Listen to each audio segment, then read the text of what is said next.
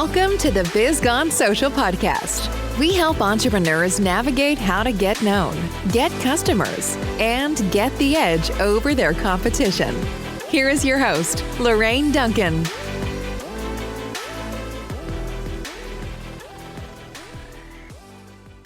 So here we are on the Biz Gone Social podcast, and I am so glad to be here. And my promise to you, as always, is I want to give you a little bit of verbal caffeine that's going to energize your business and help you stay social. Because after all, don't you want to be the business that everyone's talking about? I know I do. And I am so stoked to have today Drake Nightenheiser. Welcome, Drake. Thank you. It's nice to be here. Could you tell me a little bit about your business and what you do and who you serve?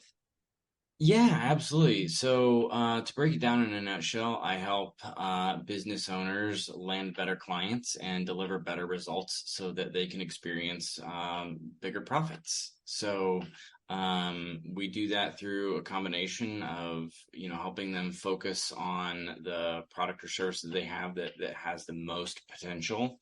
And selling that to the person that is easiest to work with and easiest to deliver that to, that also gets the most value from it. Through that and a combination of other things, we really just it's a tide that lifts all boats by creating foundational change rather than going and trying to get that magic marketing campaign or whatever that everyone's promising. You just create these foundational changes that lift all the boats and end up in a wonderful place. Yeah. So I remember now, why you intrigued me so is that because who doesn't want great clients?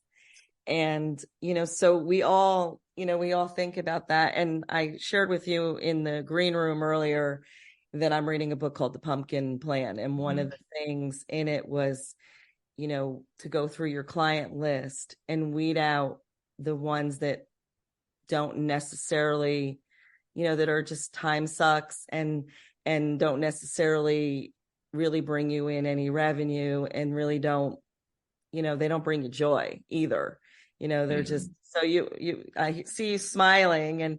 And so, as a business owner, especially somebody who's starting out or, maybe mid-season and really can't afford to let go those clients, how do you know what a good client is? I mean, sometimes, I have some low paying clients that I really love, so it's how do you know what a good client looks like? Yeah. So first, it's a little bit different for everyone, right? Because every business is unique. So there is no one size fits all, but figuring out there's a question that I use in one of the exercises that I have clients do. And this is something I actually learned from Frank Kern. It's if you could only get paid after you had delivered the promised result, what would that person have to look like in order for you to be willing to take that bet, right? And when we look at that question through the lens of the one product or service that we've determined that has the most potential for us, which means that it's high net profit, it's easy to sell, it's easy to deliver on, it energizes us, it's sustainable, it's something that has growth potential. When we're focused on selling that one thing to somebody that we envision when we ask that question, that's really the key to figuring out who it is. Because what we have a tendency to do is we have a tendency to think kind of ethereally and whimsically about, who we want to work with from a place of personal desire. But that question really shifts things and puts it through a focus of okay, who am I sure that I can deliver great results for with the least headache? Yeah. It's funny too. It's sometimes we pick clients on what we think they need based on what we, based on our feelings. And sometimes we have to really actually listen to the people out there in the marketplace and what they really need, because sometimes we're not even connecting the dots there. How can I improve the quantity of results clients get? So as a business owner, how can I improve that? Yeah, so it's really a data-driven process. Kind of like the traditional avatar exercise leads business owners down a little bit more of a whimsical path based on personal desires. A lot of business owners have a tendency, and it's just human nature, to want to implement things that we like into the business, that we want to see for clients into the business. But when we step back and we actually take a data-driven approach to that and go through a process of reaching out to all of our best clients and asking them what could improve, asking them how things could be better, asking them what went well, what didn't, and asking good questions, because the quality of your questions in something like this is really going to determine the quality of the answers. So going through a process of asking them high quality questions that are open-ended to really get them to dig and really give you valuable feedback on how you can improve, and what they would like to see is the first step. The second step is to like have a heartbeat on what problems they're encountering while trying to use your product or service. So like, say for instance, this is an example I use a lot. If I am a lead generation business and my clients are having problems finding the leads that I'm generating for them in the system, in their computer system, that's a problem they're having trying to use the service, right? To try and use it. Figuring out what problems they're having trying to use it and implementing solutions for those. Then on the other end, figuring out what problems they're having as a result of successfully using your service, and then trying to implement solutions around those for them. So an example of that would be, again, if you're a lead generation business, let's say you're generating all these leads for them, but now they're having trouble closing sales from them. The new problem is that they're discovering, now that they have plenty of lead flow, they're realizing, oh, leads were only part of the problem to generating more revenue. Now I have to figure out how to book these into appointments and turn them into sales. And that's a whole nother problem, that if you can now attach that onto the back end of your service, you're more valuable to them.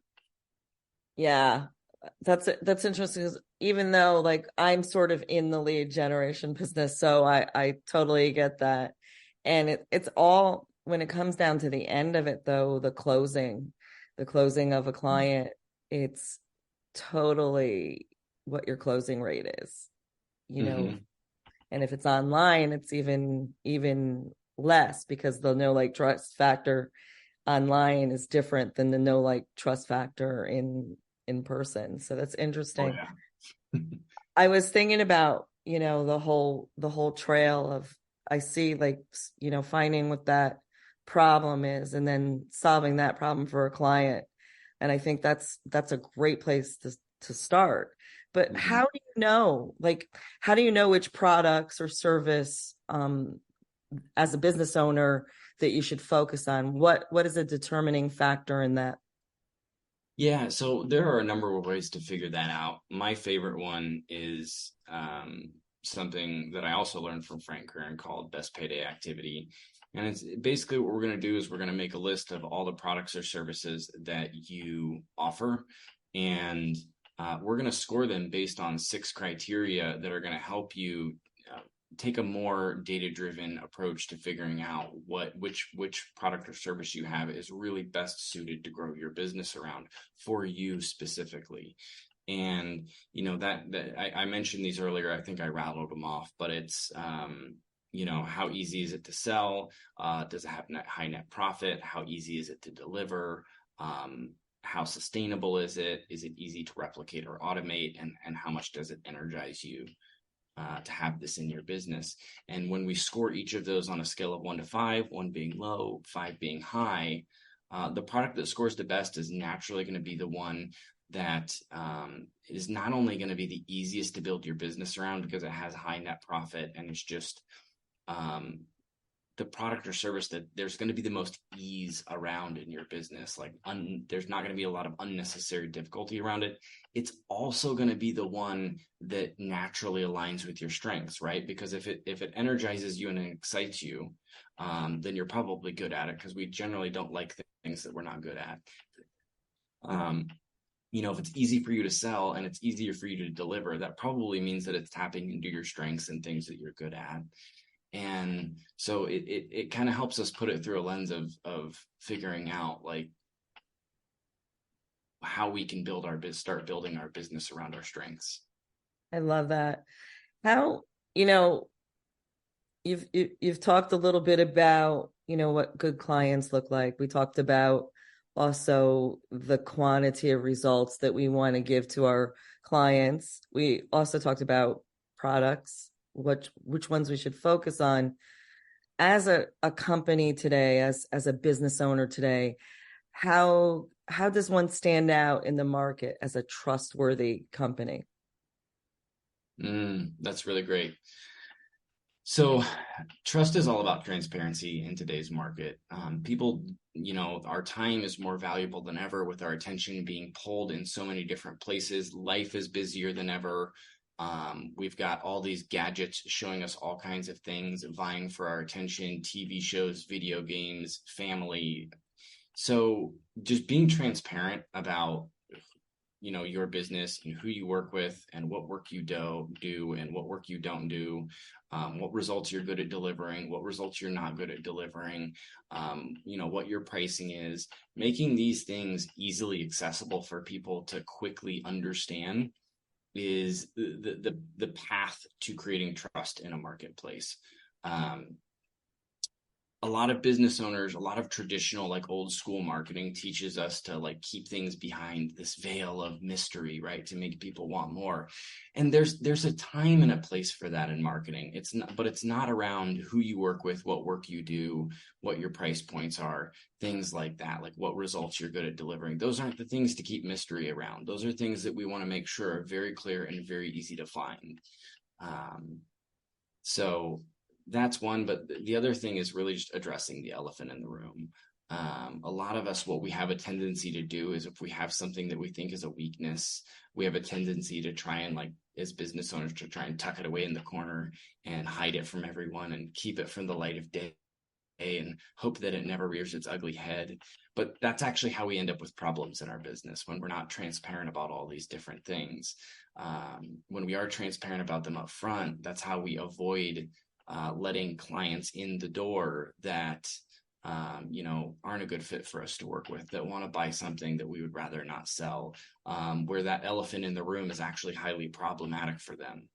And by just being upfront about those things, we enable ourselves to say yes to so many more clients that are a wonderful fit for us in our business that we can deliver amazing results for by saying no to the ones that aren't. Yeah, absolutely. It's funny. When I first started my company, I realized that something was missing. People had expectations, and I obviously wasn't delivering those expectations. And one of them is that one of the things I do is social media marketing and managing. And this one client, for some reason, had it in his head that one post was going to get him a client. Now, I never said that, but he thought, well, if I post it, they will come. And we all know that that's not true. Mm-hmm. So what I learned, and I don't know where I picked it up, it was probably from, some seminar I went to, is that where you keep a client is in the onboarding. Mm-hmm. And I really honed down my onboarding process where I educate them of what they can expect, what I will provide, and, what will the results be? And so this way it was all up front. And, and then I would even give statistics about sometimes it doesn't always happen this way. It depends on, how active you've been online before. There's so many other factors, how much you're willing to spend on your advertising and a bunch of other stuff. So anyways, long story short, it's like, I think education around the whole process is so important. And also, even to become a trustworthy company, is people have to really believe what you say, plus you have to deliver what you say and say what you mean. So it's a twofold thing. This is the part of the show where we get real. Business owners. So what do you love most about being a business owner? even though it comes at a price of hardship and, all the difficult things that come with being a business owner, the freedom to pursue what I really love and that I'm passionate about, and to profit from it. I love what I do. It's, something that's very near and dear to my heart. It started out as just kind of an accidental thing that I did. Starting in 2016, I helped transform a commercial vehicle wrap company over a period of 3 years. Went on into high ticket sales for a couple of years, high ticket phone sales for a couple of years, and then kind of started reflecting back on that time and was like, man, I really missed that. And I was like, well, why do I miss it? And started dissecting it. And just the idea that you can take something that you love and build a business around it is absolutely mind blowing to me. It's so challenging, but it's so rewarding, and it requires you to consistently become a better version of yourself in the most amazing way. I totally agree. So everybody talks about the glamour of being in business for themselves. Your friends are probably saying, wow, you're really cool, and I know mine think, oh, you're in business for yourself. I could never do that. But we both know that there's some challenges that come with running a business. In today's world, today, as I speak, what would you say the biggest challenge for you is in this market today? Ooh, staying true to myself is something that I have to consistently remind myself in business. It's really easy to try to build yourself around what you see working for others. It's something that I tried to do in life for a long time, and I didn't really experience success until I stopped trying to mimic what other people were doing, because I was always left disappointed with the results. And when I started, instead of trying to take the exact strategy that they were teaching me, or the exact way that they generated that result for themselves, and trying to micro replicate it for myself, just saying, okay, so what's the really big nugget in there around why that worked for them, and then figure out how to reverse engineer that around my strengths and what works for me. That's cool. What would be one piece of advice that you could give someone that's listening to the show today? They're usually the people who listen to the show are either startups, they've been seasoned business owners, or they're thinking of starting a business. What is one universal piece of advice that you could give to kind of help them move forward a little bit, or encourage them? Yeah, I would say there is no right or wrong way. There's only better or worse based on your needs. Love it. Favorite book? What book have you read that has really helped you as a business owner?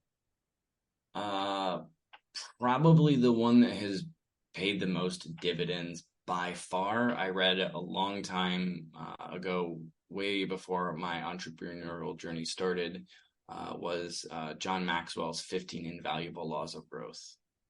Yes, great book. He has a great program out there too.